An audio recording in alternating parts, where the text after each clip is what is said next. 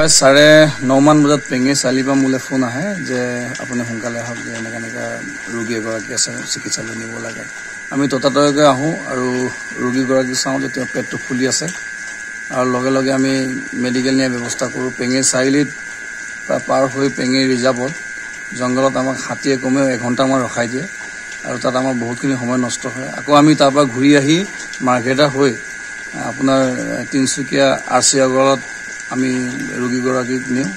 তাত নিয়াৰ পিছত খন্তেক সময় পাছতে ৰোগীগৰাকীক RC আগৰ হস্পিটেলৰ ডক্টৰসকলে কয় যে মৃত বুলি ঘোষণা কৰে।